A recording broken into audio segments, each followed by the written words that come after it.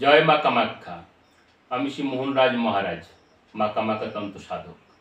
আজ আপনাদের কাছে আলোচনা করব যে কাম ত্যাগ করবেন কিভাবে বা ক্রোধ দমন করবেন কিভাবে, ষড়রিপু দমন করার রীতিনীতি।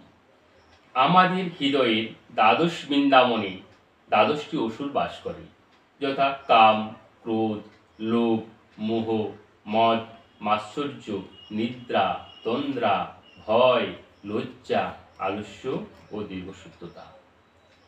এরা আমাদের সবসময় ক্ষতি করে।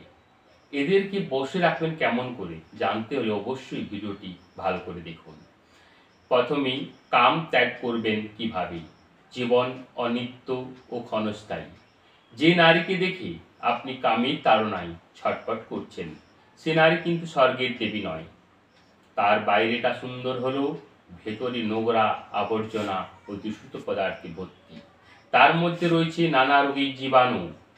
বর্তমানে এইডস, সিফিলিস রোগের কথা ভাবুন, আপনার মন থেকে কাম দূর হবে।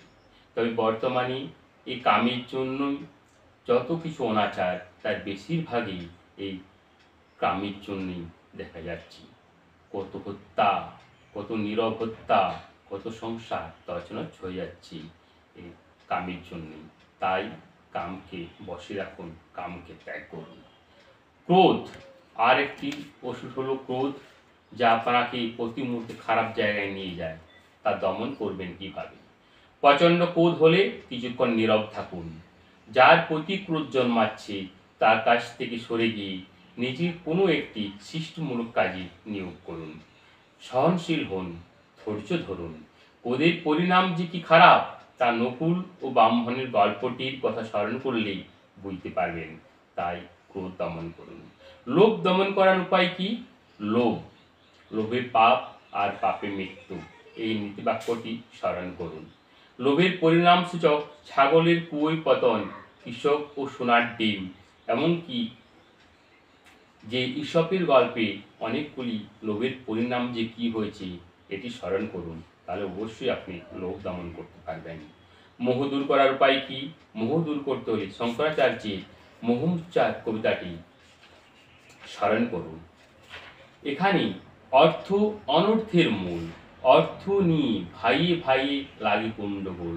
বেশি অর্থ থাকলে চোরে চুরি করতে পারি, অর্থ বাড়িতে রাখলে সর্বদা উদ্বিগ্ন থাকতে হয়। তাই আপনার প্রয়োজনের অতিরিক্ত অর্থ বাড়িতে রাখবেন না। তাই অর্থের মোহ না থাকাই ভালো।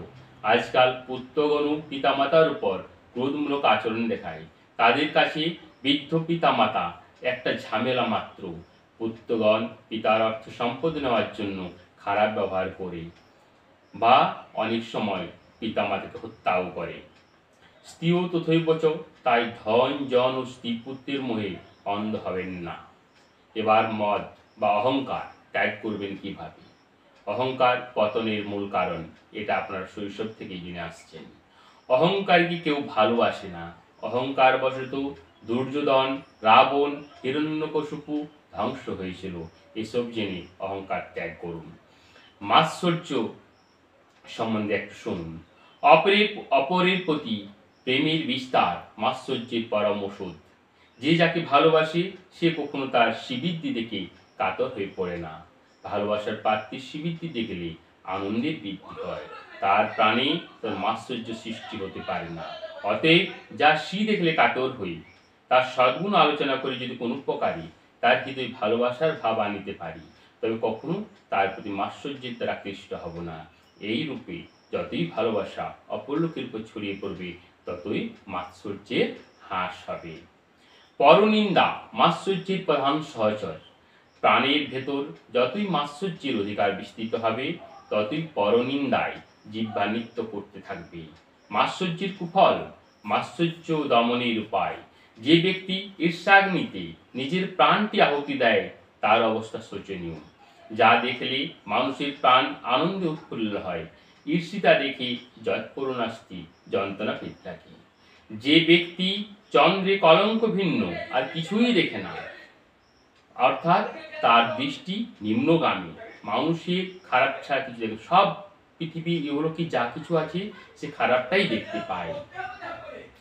যা দেখলে মানুষের প্রাণানন্দ উৎফুল্ল হয়, কিন্তু সে দেখতে পায় না তার অবস্থা শোচনীয়। ঈর্ষি তা দেখে যৎপরুণাস্তি যন্ত্রণা পেতে থাকে। যে ব্যক্তি চন্দ্রে কলঙ্ক দেখে, কুসুমকে কীট ছাড়া কিছুই দেখে না, দেখতে পায় না, তার জীবনে কোনোদিন শান্তি আসবে না। ঈর্ষির প্রাণ সর্বদা মেঘাচ্ছন্ন, কণ্টকাকীর্ণ।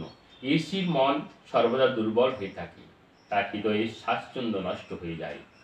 ঈর্ষার অনল মানুষকে তিলে তিলে দাহত করে। ঈর্ষার আগুন বহু মানুষকে জ্বালিয়ে পুড়িয়ে খাক করে দিয়েছে। এই জগতে বিবাদ বিসংবাদ প্রায় ঈর্ষা থেকে সৃষ্টি হয়। যার নিজের ভালো হওয়ার শক্তি নেই, অথচ পরের ভালো সহ্য করারও শক্তি নেই, সেই ব্যক্তি ঈর্ষাপরায়ণ হয়ে থাকে। তাই আপনারা, আমি যে আলোচনাটি করলাম, কাম, ক্রোধ, লোভ, মোহ, মদ বা অহংকার, মাৎসর্য হ্রাস করবেন কেমনভাবে, একটু ভালো করে দেখে চেষ্টা করুন, তাতে আপনার জীবনে শান্তি আসবে, এই আশা আমি রাখি। এখানে শেষ করছি। ভালো থাকুন, সুস্থ থাকুন। নমস্কার।